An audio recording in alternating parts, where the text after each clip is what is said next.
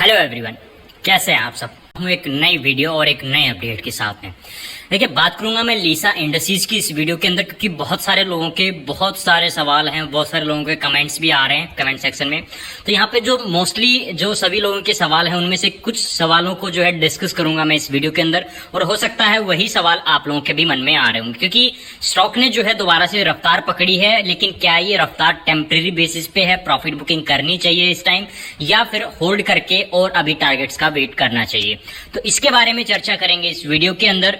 तो चलिए वीडियो को शुरू करते हैं। और सबसे पहले आप अगर मेरे चैनल पे नए हैं तो प्लीज चैनल को सब्सक्राइब करके बेल आइकन को प्रेस करके ऑल पे सिलेक्ट कर लीजिए, ताकि जैसे ही वीडियो अपलोड हो आप लोगों तक तुरंत नोटिफिकेशन पहुंच जाए।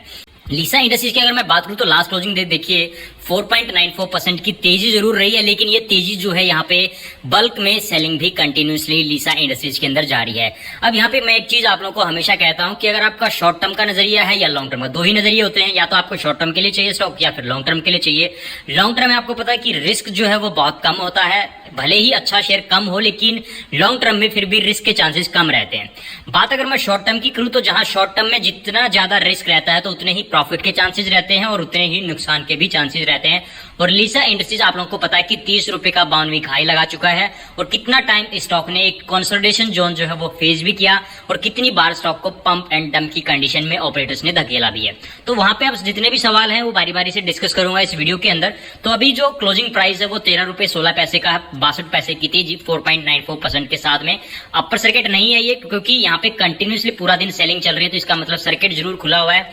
अभी जो लास्ट क्लोजिंग थी वो 12 रुपए 54 पैसे पे थी। 5 दिन के अंतराल में ऑलमोस्ट 33.88% तक के रिटर्न्स दिए हैं स्टॉक ने। और जो मैं चीज आप लोगों को कहता हूं कि यहाँ पे शॉर्ट टर्म का अगर आपका नजरिया है तो 25 या 30% ज्यादा से ज्यादा अगर आपको प्रॉफिट मिल रहा है 4-5 दिन के अंदर, तो उतना लेके स्टॉक से निकल जाइए, क्योंकि इतने में ही जो है स्टॉक ओवरबोट जोन में आ जाता है। इसका आरएसआई लेवल भी देखेंगे कि ओवरबोट में स्टॉक आ चुका है, क्या प्रॉफिट बुकिंग करनी चाहिए। अगर मैं इसकी तेजी की बात करूं तो यहाँ 2 सितंबर से लेकर 9 सितंबर के बीच में ऑलमोस्ट 27.27% तक के रिटर्न्स 2 रुपए 82 पैसे की तेजी के साथ में लीसा इंडस्ट्रीज ने दिए भी हैं। एक महीने के अंतराल में ऑलमोस्ट 7.19% तक की करेक्शन भी देख चुके हैं हम। और अगर 6 महीने की बात करूं तो इसी 6 महीने के अंदर 30 रुपए तक का 52 वीक हाई लगा चुका है, और उसके बाद से जुलाई, अगस्त और सितंबर आ चुका है। इस बीच में 3 महीने ऑलमोस्ट हो चुके हैं स्टॉक को कंसोलिडेशन जोन फेज करते हुए। 6 महीने के अंतराल में 117% तक के रिटर्न्स दिए स्टॉक ने।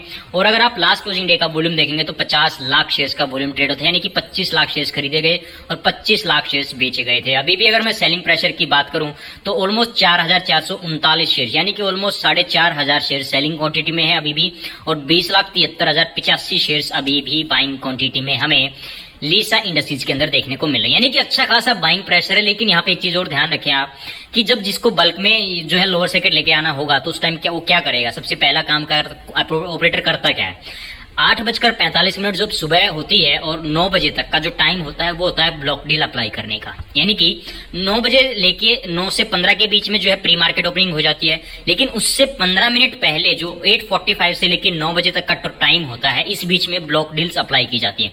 और बहुत बार आप लोगों को ये लगता है कि सर कल लास्ट क्लोजिंग हुई थी वो अपर सर्किट में हुई थी, नेक्स्ट डे एकदम से लोअर सर्किट कैसे लग गया। वो वहां पे लगता है जो 8:45 से लेकर 9 बजे तक का जो वक्त होता है उसमें ऑपरेटर्स क्या करते हैं, बल्क डील अप्लाई कर देते हैं ब्लॉक डील्स के नाम पे।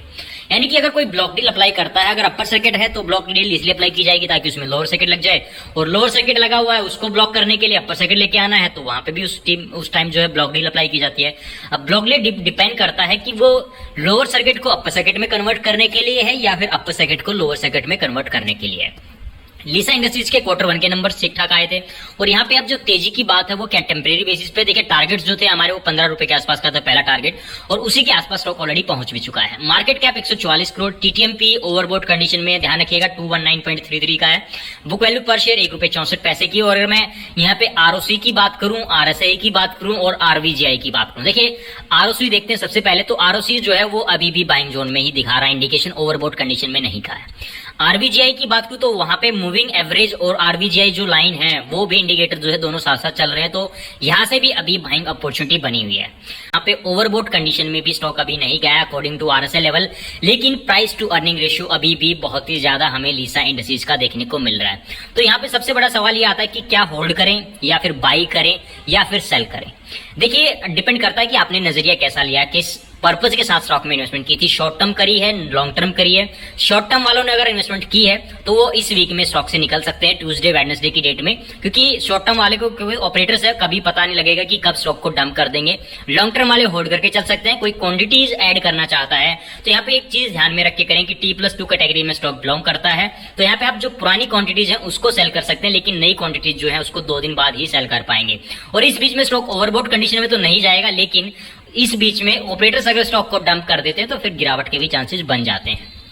रेजिस्टेंस लेवल 13 रुपए 18 पैसे क्रॉस हो चुका, तीनों रेजिस्टेंस ऑलमोस्ट क्रॉस हो चुके हैं। सपोर्ट लेवल भी 13 रुपए की ही रेंज में देखने को मिल रहे हैं। प्राइस परफॉर्मेंस 3 साल की 1000% की रिटर्न्स की देखने को मिल रही है। अब यहाँ पे देखिए कि आप हर साल अगर 300% के भी रिटर्न्स लेके चले, अब शॉर्ट टर्म में 20% के रिटर्न कमा लिए, 30% के रिटर्न कमा लिए, कभी 40% का नुकसान कमा लिया, लेकिन वहां पे 3 साल में भी देखिए 1005% की रिटर्न है। तो यहाँ पे कोशिश करें कि हमेशा अगर पेनी शेयर में भी आप इन्वेस्टमेंट कर रहे हैं कम अमाउंट में करिएगा और लॉन्ग टर्म का पर्पज रख के चलेंगे तो ज्यादा से ज्यादा आपको मुनाफा होने के चांसेस बढ़ जाते हैं।